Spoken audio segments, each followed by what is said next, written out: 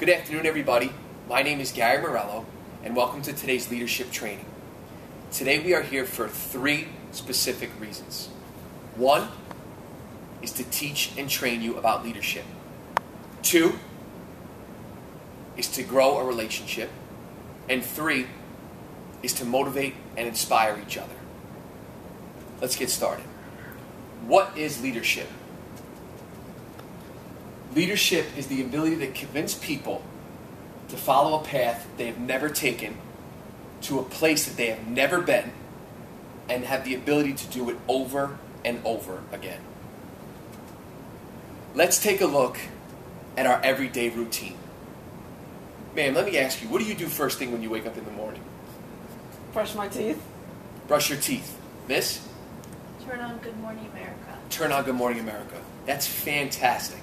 What I do every morning when I wake up is the first thing I do is I instill positive thoughts. The second thing that I do is look at my daily routine, what I have ahead of me.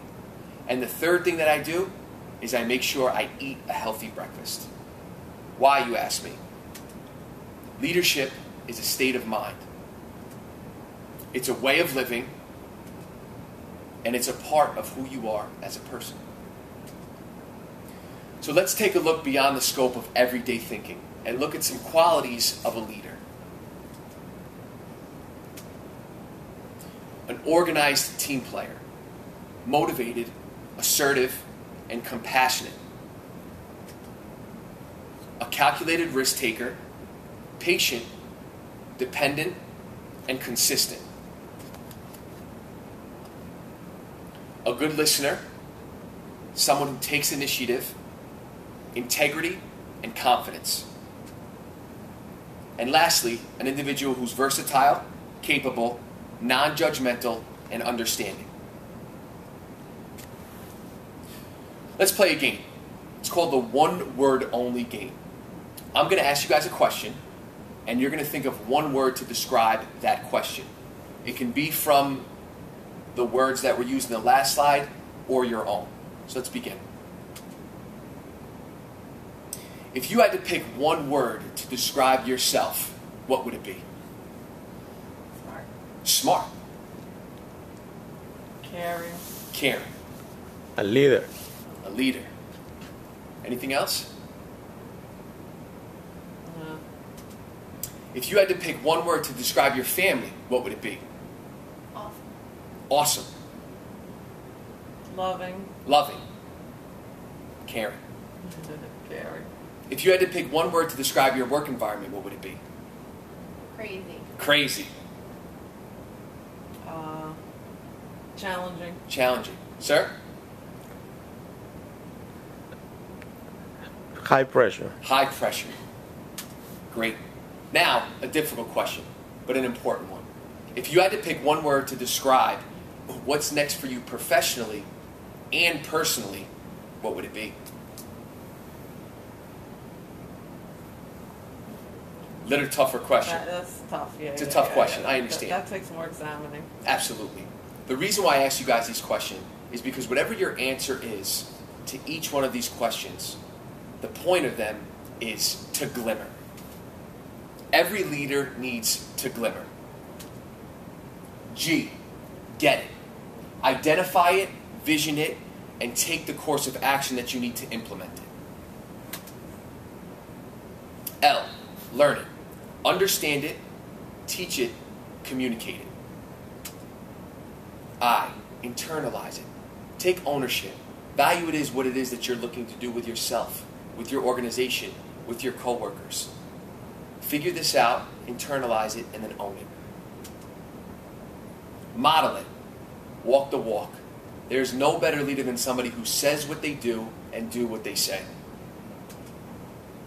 Monitor it. Observe, collect data on it, and obtain feedback. Expect it. Constant expectations of ourselves and others are critical when trying to implement a leader. And R, reinforce it. Recognize rewards when it's right and correct when it's off track. There is nothing better than being in the workplace or being home and somebody recognizing your attributes. Those are a fantastic feelings that come along when you recognize things. So anytime you're looking to lead something or someone, remember to glimmer.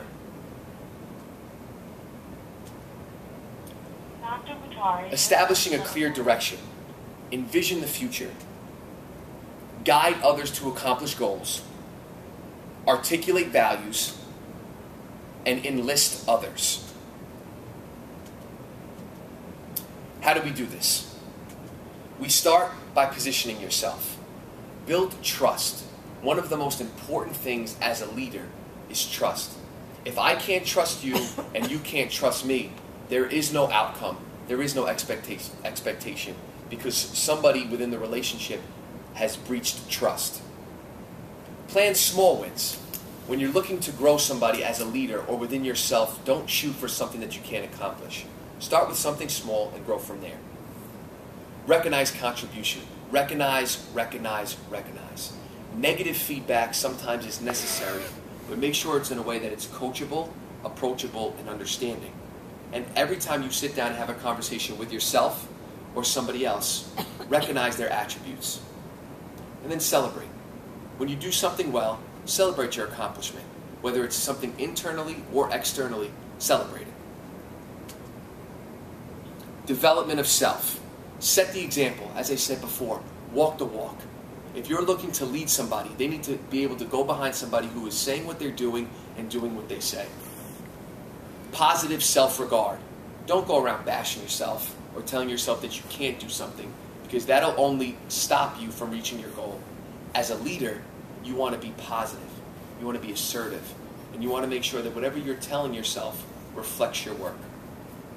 Search for opportunities. Be a risk taker. Go for something that somebody else wouldn't do. Take a chance. And if it doesn't work out, you start over and move forward again. Experiment and take risks. As I said before, take a risk. If you have nothing to lose, go for it. Empower and follow other members. Establish a clear buy-in goal. Foster collaboration and develop a supportive environment where people feel comfortable and can be around you.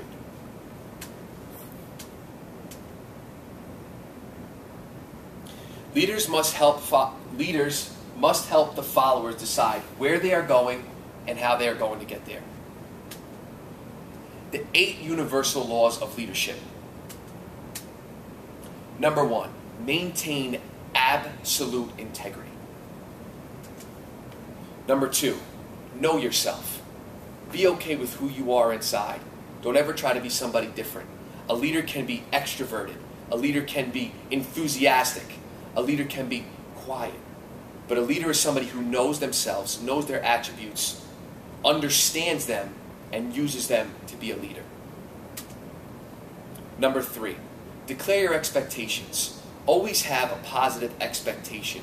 Anybody who is a leader is a winner and wants to move forward. Number 4, show commitment. No one is going to follow somebody who is not committed to what it is they're doing. Number 5, expect positive results. Number 6, take care of the people and customers. Number 7, put self before duty. One of the most common mistakes any leader can make is when it's all about them. When they start putting themselves before the goal that they're trying to reach. True leaders are those who have a vision, who have a goal, and that is why they're doing what they're doing. And number 8, get out in front. Be that face for your peers. Be that face for your organization. Whether things are good or bad, be the face. Be the leader. APG. APG. 3 aspects of leadership that I believe are crucial when becoming a leader or when already a leader. A, active listening. When you're having a conversation with somebody, anybody from upper management to lower, make sure that the conversation that you're having with yourself when you're talking to them, you turn off. What this allows is you to hear their tone of voice. It allows you to see their body language. And it also allows you to listen. P, powerful questions. Once you have clearly listened in the conversation, now you have the chance to ask powerful questions. What this leads to is great responses. And G, guiding people towards well-defined action steps. Once you have actively listened, asked powerful questions, now you can guide people to well-defined steps and you can set goals for what it is you're looking to accomplish. Managing versus leading. The best way I can describe the difference between management and leadership is this. I'm a huge football fan. I love football. I played football in college. I played football in high school. Think about it as like this. You're in the fourth quarter of a game. You're down by a field goal, which is 3 points. You have 20 seconds to score a touchdown and 1 play to do it, which will give you the win. So you go over to the coach as a team, and the coach is standing there and he gives you guys the play. He says, here's the play, guys. You're going to do this, you're going to do this, you're going to do this, and you're going to do that. And you all get the play. That's managing. The coach just managed the team. The leadership is with those 20 seconds left. You're out there on the field. You know you only have 1 play, and you get in a huddle. And the quarterback bends down, and he looks everybody directly in the eye, and he says, we are going to win this game. Right here, right now, we are going to make this play, we're going to get in the end zone, and we are going to be the champions. That quarterback just led the team. Instead of managed it, led. So let's look at some comparisons. The difference between managing and leading. Managers cuss, leaders discuss. Managers stew, leaders do. Managers resolve, leaders involve.